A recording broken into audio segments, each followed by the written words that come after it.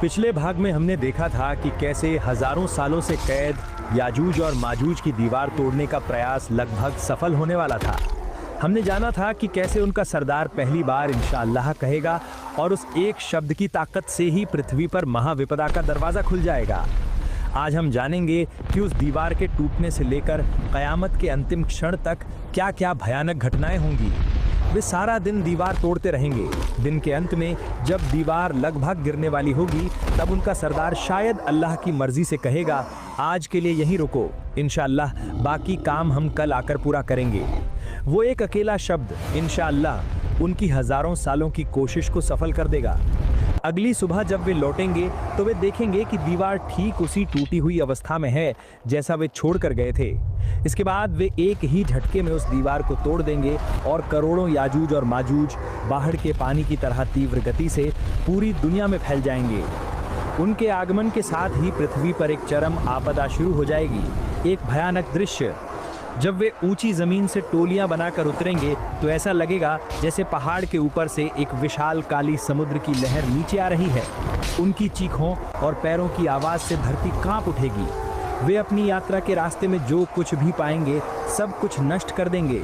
हरे भरे फसलों के खेत उनके पैरों तले कुचलकर धूल में मिल जाएंगे। फलों के बागानों को वे उखाड़ फेंकेंगे। शहर दर शहर वे जलाकर राख कर देंगे। जब वे जेरूसलेम की तबारिया झील के पास से गुजरेंगे तो उनका पहला दल उस झील का सारा पानी पीकर खत्म कर देगा। झील बिल्कुल सूख कर रेगिस्तान जैसी हो जाएगी।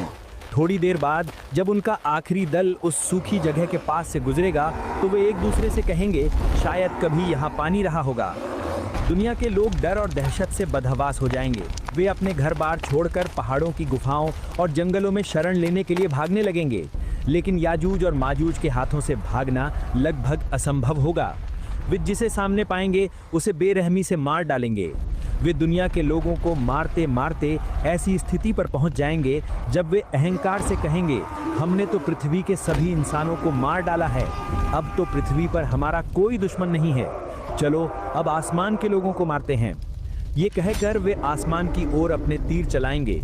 अल्लाह उनके इस अहंकार और मूर्खता को दुनिया के लोगों के सामने प्रकट करने के लिए उन तीरों को खून से लथपथ अवस्था में उनके पास वापस भेजेंगे।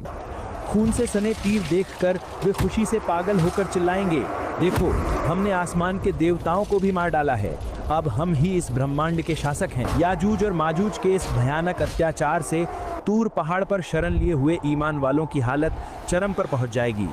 भोजन की कमी के कारण वे बेहाल हो जाएंगे। उस कठिन और बेबस क्षण में हजरत